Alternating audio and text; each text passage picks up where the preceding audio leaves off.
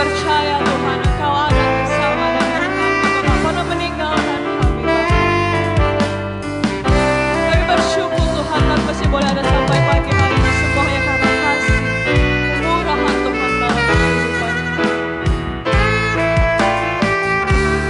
Terima kasih Yesus.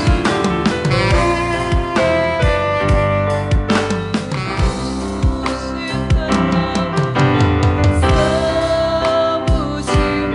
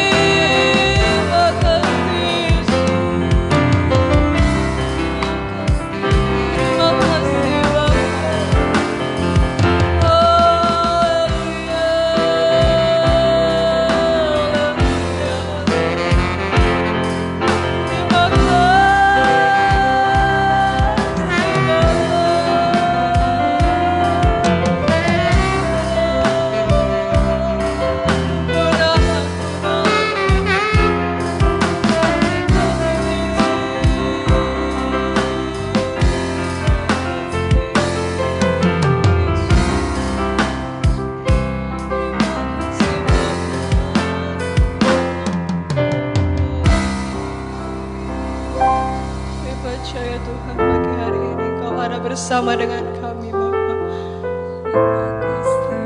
Dalam segala musim kehidupan kami, sampai hari ini pun Bapa, Engkau masih ada bersama dengan kami.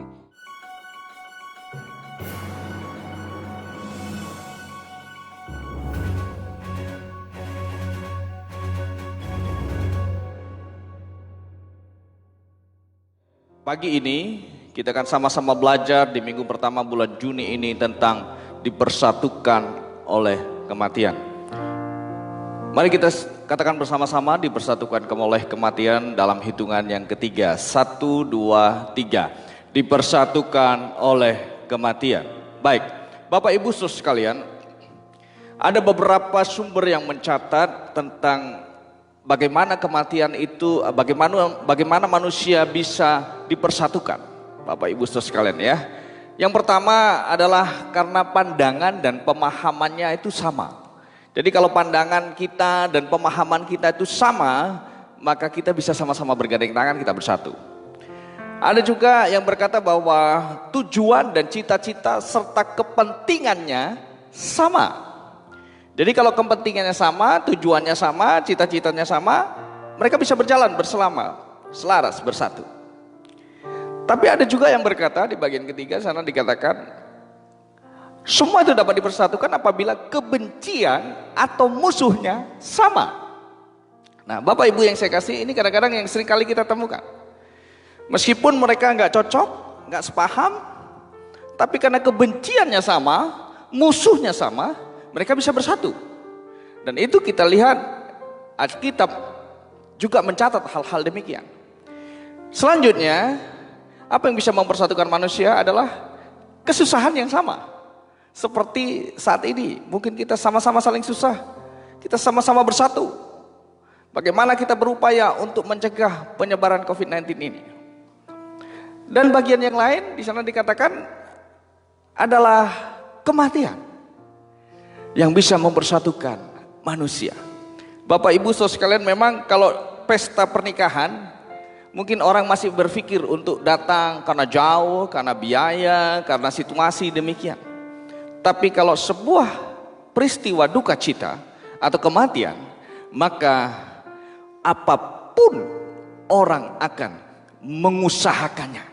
Nah, Bapak Ibu Saudara sekalian, Alkitab memberikan contoh, beberapa contoh di mana kematian ini dapat membuat adanya persatuan dalam keluarga. Nah, Bapak Ibu Saudara sekalian, bukan hanya dalam keluarga, tetapi dalam hal-hal yang lain juga. Mari, kita akan belajar di bagian yang pertama.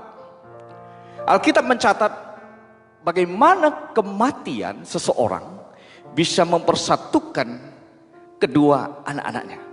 Nah, hal yang pertama yang dicatat di sini, kita akan baca bersama di dalam Kejadian 25 ayat 7 sampai 10. Di sana dikatakan demikian. Mari kita baca bersama-sama. Kejadian 25 ayat 7 sampai yang ke-10. Kita baca bersama-sama pada hitungan yang ketiga. 1, 2, 3. Abraham mencapai umur 175 tahun, lalu ia meninggal. Ia mati pada waktu telah putih rambutnya, tua dan suntuk umur. Maka ia dikumpulkan kepada kaum leluhurnya. Dan anak-anaknya Ishak dan Ismail menguburkan dia dalam gua Makpela di padang Efron bin Sohar, orang Het itu. Padang yang letaknya di sebelah timur Mamre, yang telah dibeli Abraham dari Bani Het. Di sanalah terkubur Abraham dan Sarah istrinya. Ini adalah peristiwa pertama, Bapak Ibu Saudara sekalian, yang dicatat oleh Alkitab. Bagaimana pada saat Ibrahim atau Abraham wafat, maka kedua anaknya Ishak dan Ismail bersama-sama memakamkan ayahnya. Bapak Ibu yang saya kasih dalam Yesus Kristus, kita tahu bahwa Alkitab juga mencatat bahwa semasa hidup Ibrahim atau Abraham ini ada konflik yang terjadi ketika Ishak dan Ismail masa kecilnya, sehingga mereka harus terpisah. Mereka harus berpisah. Kalau kita melihat Bapak Ibu Saudara sekalian, Itu tercatat dalam Kejadian 21 ayat 14. Jelas sekali Bapak Ibu yang saya kasih dalam Yesus Kristus. Di bagian pertama ini kita melihat bagaimana kematian seorang bapak yang bernama Ibrahim atau Abraham mempersatukan anak-anaknya. Dalam tradisi Yahudi, Bapak Ibu Saudara sekalian, ketika ada orang tua meninggal dan anak-anaknya bersama-sama memakamkan, maka itu menunjukkan sebuah kesatuan yang indah. Oh haleluya. Itu contoh yang pertama. Contoh yang kedua tercatat dalam Kejadian 35 ayat 29. Kita baca bersama-sama dalam Kejadian 35 ayat 29. Kita baca dalam hitungan yang ketiga. 1, 2, 3. Lalu meninggallah Ishak. Ia mati dan dikumpulkan kepada kaum leluhurnya. Ia tua dan suntuk umur. Maka Esau dan Yakub anak-anaknya itu menguburkan dia. Oh haleluya. Haleluya. Kalau tadi kita melihat Bapak Abraham atau Ibrahim, ketika dia wafat, Ishak dan Ismail menguburkan orang tuanya. Maka ini juga terulang kembali ketika Ishak wafat. Maka dua anaknya, ingat ini anak kembar Bapak Ibu Saudara sekalian.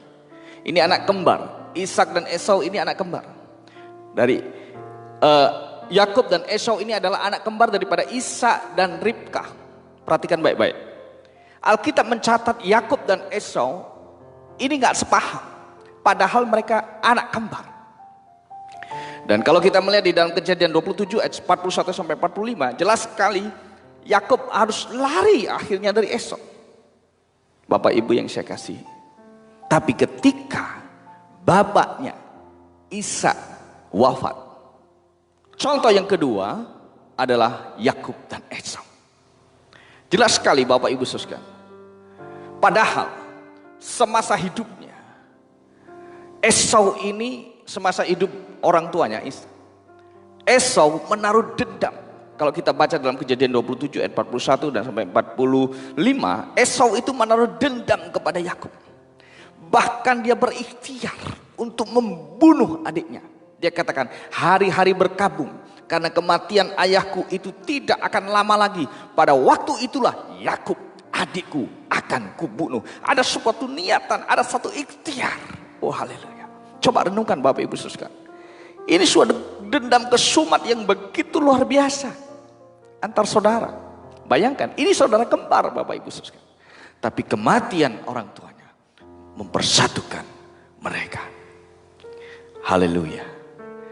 Tapi ada satu peristiwa kematian yang dahsyat, yang lebih lagi, dan itu tercatat di dalam Alkitab sebagai kebenaran dan sebagai firman Allah. Adalah kematian Yesus Kristus di atas kayu salib. Itulah peristiwa kematian ketiga yang dicatat oleh Alkitab. Tidak hanya mempersatukan antara saudara, antara anak dengan anak, antara orang tua dengan anak, lebih dari itu. Alkitab mencatat dalam Kolose pasal yang pertama ayat yang ke-20 sampai 22. Mari kita baca bersama. 1, 2, 3. Dan oleh dialah ia memperdamaikan segala sesuatu dengan dirinya, baik yang ada di bumi maupun yang ada di surga. Sesudah ia mengadakan pendamaian oleh darah salib Kristus. Juga kamu yang dahulu hidup jauh dari Allah dan yang memusuhinya dalam hati dan pikiran seperti yang nyata dari perbuatanmu yang jahat, sekarang diperdamaikannya di dalam tubuh jasmani Kristus oleh kematiannya untuk menempatkan kamu kudus dan tak bercela dan tak bercacat di hadapannya. Haleluya. Kalau tadi kematian Abraham, kematian Ishak mempersatukan anak-anaknya, kematian Yesus Kristus di kayu salib lebih dari itu. Dia mempersatukan manusia hidup manusia yang jahat dengan Allah yang Maha Kudus. Sehingga kita bisa hidup tidak bercacat dan bercela. Haleluya. Bapak Ibu Saudara sekalian, kalau berkaitan dengan manusia, antar manusia, kita tahu bahwa ada banyak hal yang menyebabkan manusia itu bisa tadi kita belajar bersatu, bahkan juga melalui pujian. Kita tahu Bapak Ibu Saudara sekalian, pujian ini disalin dalam beberapa bahasa, termasuk bahasa-bahasa daerah. Tetapi kita akan belajar atau kita nyanyikan pujian ini. Bagi Bapak Ibu Saudara sekalian yang bisa menyanyikan pujian ini, kita nyanyikan bersama. Ini sukacita kita.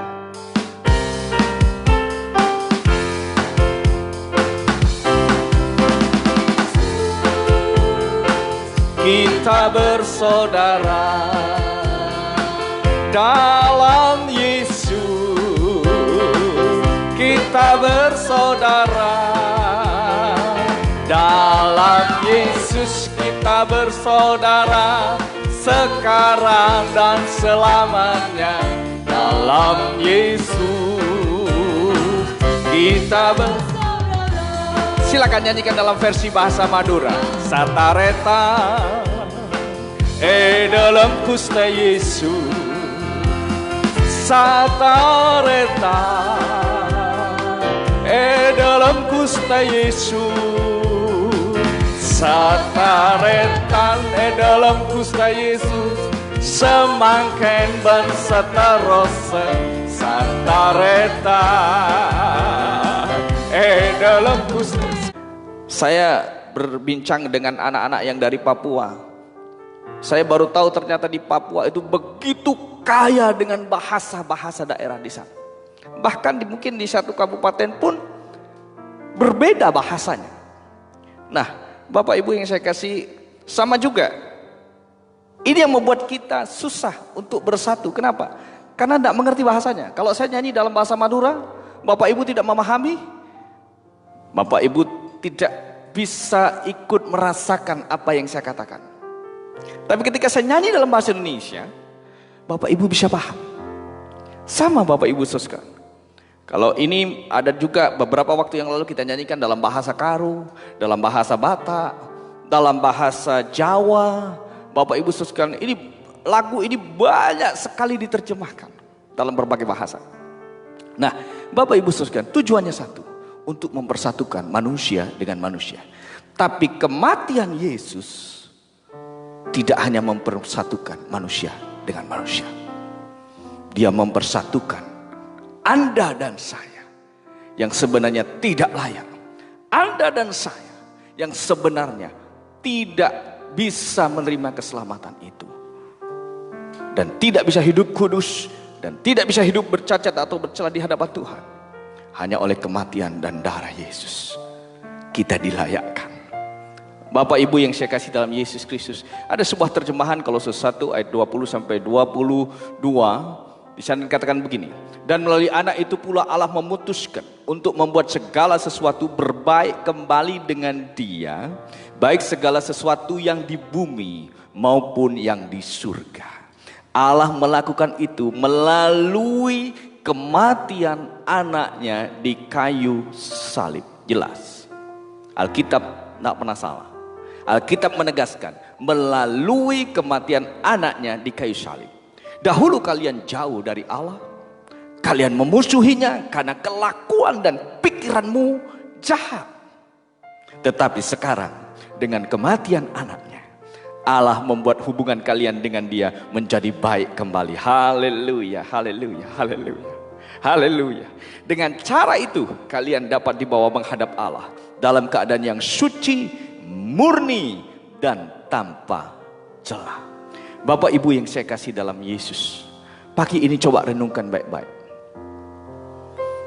Mungkin ada permasalahan dalam keluarga. Siapa yang bisa mempersatukan? Mungkin kematian orang tua kita. Di mana-mana Bapak Ibu saudara sekalian, kalau orang tua kita sudah tidak ada, susah untuk anak-anak bisa kumpul. Itu fakta. Apalagi satu ada di kota lain, susah. Kita tahu tradisi di Indonesia setiap lebaran mereka akan mudik. Bagaimana caranya? Kenapa? Karena di situ, di tempat kampung ada keluarga, ada orang tua. Tapi ketika orang tua sudah tidak ada, keluarga sudah tidak ada, susah untuk dipersatukan. Ayo renungkan. Salah satu yang bisa mempersatukan adalah kematian. Dan kematian yang paling berharga adalah kematian Yesus Kristus, Isa Al-Masih yang hidup itu di kayu salib. Yang mempersatukan hidupmu dan hidupku dengan Allah yang Maha Kudus. Renungkan firman Tuhan pagi ini. Patutlah kita bersyukur dengan apa yang Tuhan sudah berikan kepada kita pada jam pagi ini.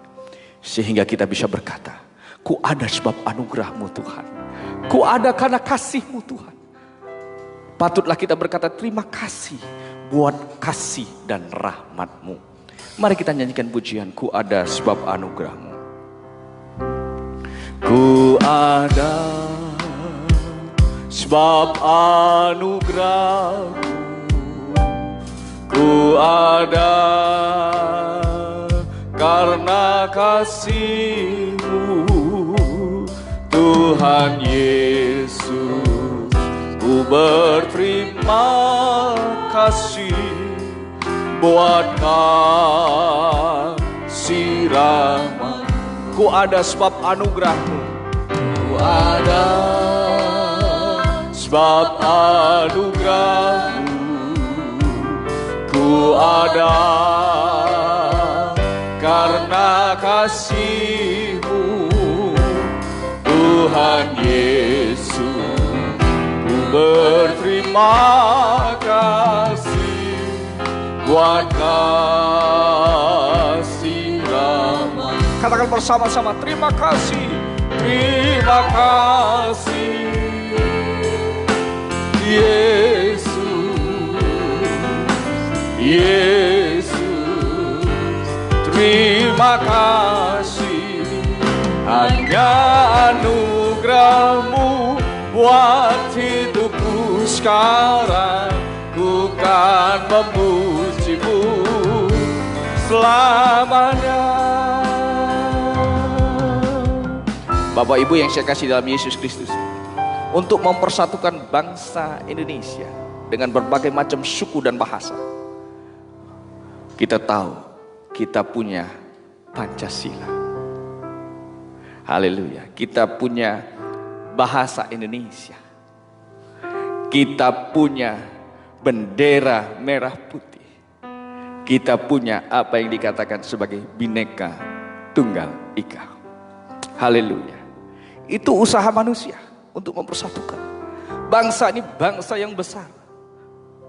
Tapi ada satu lagi. Tadi kita sudah belajar. Kematian seorang manusia ilahi yang bernama Yesus Kristus Isa Al-Masih. Dia bukan hanya mempersatukan bangsa, seluruh umat manusia yang mau percaya